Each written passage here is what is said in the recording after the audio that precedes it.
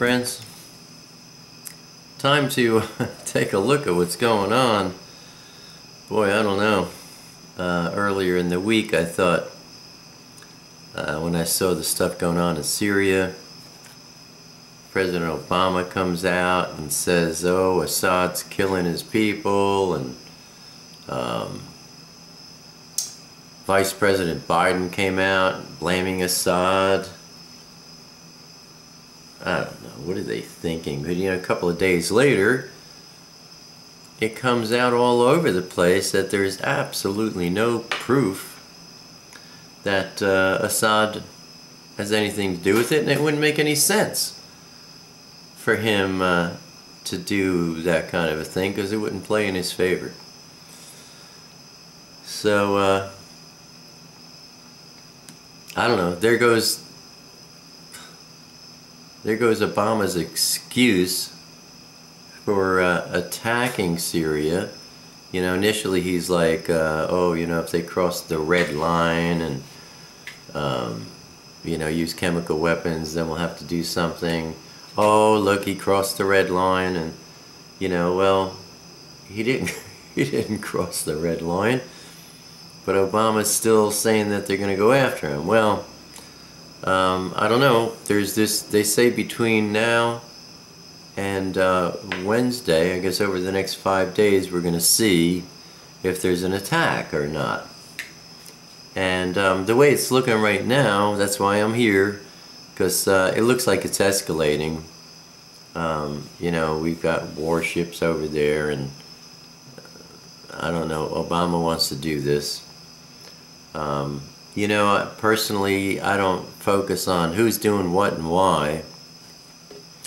I focus on this. Because this is what's happening. Whether, it doesn't matter who's doing what or why they're doing it, whoever's doing what and why, they have to do it because the Father's word is true. Yeah, honestly, I'm amazed that the whole world isn't on fire for the word, because it's the only book on the planet that foretells every event in history from the beginning to the end. And we've all had 6,000 years of it to look at, and all the events in here over the past 6,000 years are so accurate. It's amazing that you would think, people like to run to psychics and all this stuff, They get so excited over that, and they go to a psychic, and the psychic says all kinds of crazy things that really never, never come true. If they do, they would have come true in terms of anyone, because there's such generalities being spoken of. My microphone there.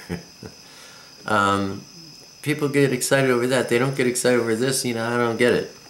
But anyway, there's so much prophecy unfolding right now. It's quite amazing. I mean, Yeshua said, as it was in the days of Noah, so it would be at the coming of the Son of Man. And the days of Noah, it was terrorism, I mean, when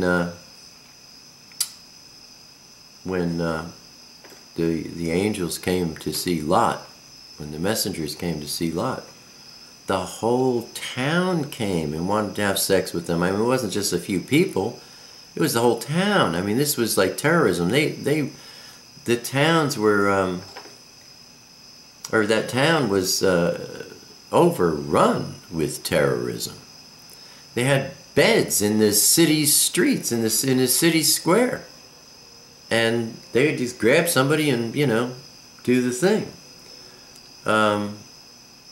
Homosexuality was being promoted, and pretty much made okay through the judges and the courts. Same exact thing that's going on now. 2 Thessalonians, chapter 2, it talks about the falling away. And boy, is that going on. You know, falling away, lack of belief in our Creator, in our Father. I have 5 sisters, you know, one of them lives up in North Jersey. I was talking to her today, and there's a 17-year-old girl. They didn't know where she was. When they found her, she was out in the woods covered up. And somebody was telling my sister, oh, you know, I think it was a detective who was telling her, the kids up in this town, he says, they're all doing heroin. You know, young teenagers. And it was probably, you know, a bunch of them were doing heroin. She did too much, had an overdose, and died. And they didn't want to face the thing, so they took her out in the woods and covered her up. Like that's gonna, you know, like nobody will ever find out. But, you know, my point is, that is the falling away. That's apostasy. The only way that, you know, people could think that way is to think that there is no Creator. This life is all there is. They worship the creation instead of the Creator. So, you know, and to think, we'll never have to answer to this so long as the local authorities don't discover the truth. There is no Creator. There is no judgment day. There is no eternity. When I die, I'm not going to have to answer to anyone for anything. I'll just cease existing. I mean, it takes that kind of mentality. You have to be thinking that way to think this way, that, you know, somebody died, we'll just cover her up. And you know, another prophecy in Revelation, you know, it talks about sorcery is usually the word in most English translations, but the Greek there is pharmakeia, drugs, you know. And, you know, young teenagers doing heroin. The detective said that on an average there are 2 kids dying every month, every other week. There's another prophecy, knowledge will increase. Wow, I mean, we can go on our computers and we have access to all the knowledge in the world since the dawn of time is at our fingertips in a matter of moments. Another prophecy talking about they'll be running to and fro, and I always think about the highways. You know, you got the red lights going this way and the white lights coming that way. The highways, bumper to bumper, the population is unbelievable. There are so many prophecies that are actively fulfilled at the present time. I could go on and on and on and on. It's amazing. And what's even more amazing is how most people don't give it any credence. That's something. Well, a week or 2 ago, I did a video, Prophecy Update 2013. I talked about the tetrads that are happening in 2014 and 2015, and I said, look, there's a major historical event that's about to unfold. It could happen anytime now, this year, 2014, 2015. Usually the event is before the tetrads. And then I think it was last week I did Netkatef, Rapture Update 2013. And was pointing at some of these things that are going on in the news. Now, Isaiah YHWH chapter 19 is a prophecy about Mitzrayim, Egypt. And, you know, that is, you know, kingdom against kingdom, brother against brother. It's a civil war. That is, that's unfolding actively right now. However, it's being eclipsed by this thing that's going on in Syria. And for that, we go to Yeshayahu, Isaiah chapter 17. The message concerning Damascus. This is a good time to take a little commercial break. Check this out. I'll be right back.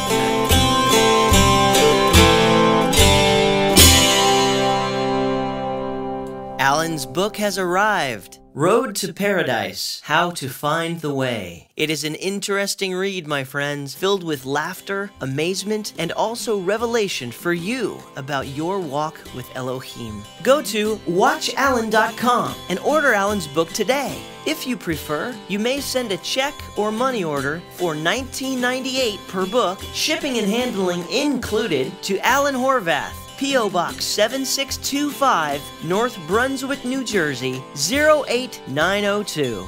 And now back to the message. Here's Alan.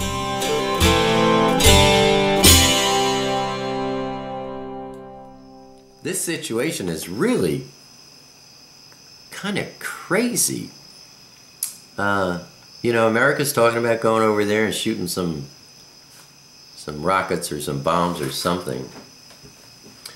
China and Russia collectively threatened America, if you mess with Syria, we're going to do something. I don't know what that means. Certainly Russia and Iran want Assad and Syria to be protected. They need Syria. But they're like, if America attacks Syria, we're going to attack Israel.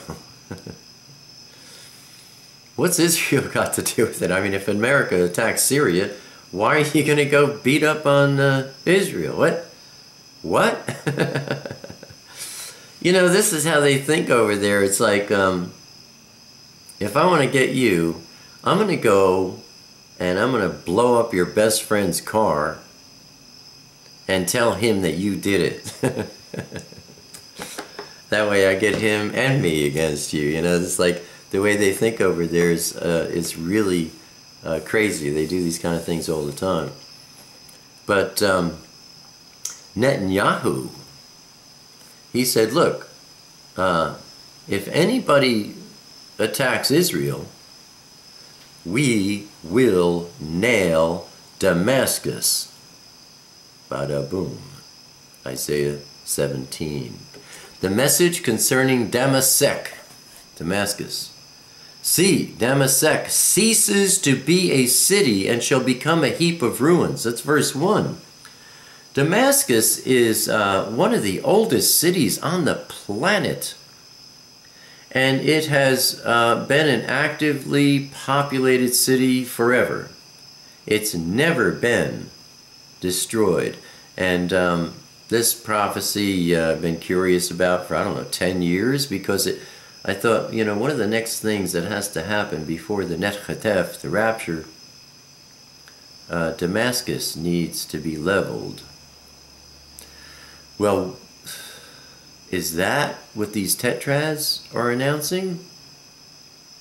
Or, as I said in Prophecy Update 2013, the beginning of Psalm 83, or actually the ensuing of the details of Psalm 83. However, this, Isaiah 17, seems to be the catapult for Psalm 83. I read verse 1, verse 3, the stronghold shall cease from Ephraim. It's one of the tribes of Israel. And the rain will cease from Damascus, and the remnant of Aram be as the esteem of the sons of Israel, declares Yahweh of hosts. And in that day it shall be that the esteem of Yaakov, Jacob, Israel, wanes, and the fatness of his flesh grows lean. So Israel is weakened here. However, when we get to Psalm 83, It's amazing. If you ever looked at the 6-Day War, Israel was outnumbered big time. And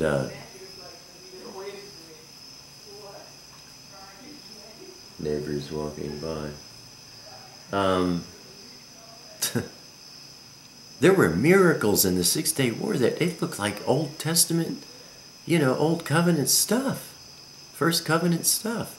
Crazy things going on. You cannot defeat Israel, Yisrael. Yahweh, the Father, fights for them. So even though we see here Israel is weakened, verse 5 it says, "And it shall be as when the harvester gathers the grain and reaps the heads with his arm. And it shall be as he who gathers heads of grain in the valley of Rephaim." I don't know that there's a harvest here, but it will be as when the harvest happens. Pretty devastating, very devastating. Goes on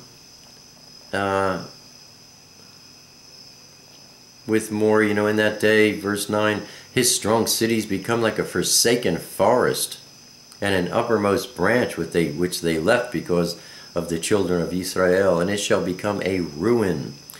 But you look at the last verse in chapter 17 of Isaiah, verse 14. "At eventide, look, alarm! Before morning, it is no more. This is the portion of those who plunder us, and the lot of those who rob us." So, if we're looking at Isaiah 17 unfolding, Damascus is going to be leveled. It's going to happen at night, and by morning, gone, leveled, completely wiped out. Okay, so everybody's saying, anybody messes with Syria, we're going to attack Israel. That's where I think Psalm 83 comes in. And I guess we'll take a look at that if this does unfold and wind up being the fulfillment of Isaiah 17. If Damascus is leveled, certainly that is going to lead to Psalm 83, and then we'll take a look at that then. But this is what's going on the news, my friends. It looks like this thing's going to escalate because, I don't know, I just checked the news a little earlier. Obama's saying, we're going after Syria. And, the surrounding countries are saying, you do that, we're going to attack Israel. Well, the surrounding countries are all outlined in Psalm 83. And, maybe this whole thing, not maybe, I'm pretty sure this whole thing was instigated because they want to get Israel, they want to wipe Yisrael off the face of the earth, they don't want her on the map. They don't have Israel in their maps. She doesn't exist on their maps. They want to wipe her out, so maybe they're getting impatient. They're pushing this. Give us an excuse to go ahead and attack Israel. And that's, all those surrounding countries they're mentioned in Psalm 83. They go after Israel. They want to wipe her off the face of the earth. They will fail. Israel will win, and she will gain a lot more land, which I mentioned, I believe, in my Prophecy Update 2013. Israel winds up with a lot more land when you're looking at Ezekiel 38. So, I just wanted to put this out there. The news is pretty hot and heavy with this. It looks like Isaiah chapter 17. Give it a read. It's, it's really all about chapter 17, the first and last verses. Damascus is going to be leveled. And as I said at the opening, there's so many prophecies, you know, coming true. Yeshua said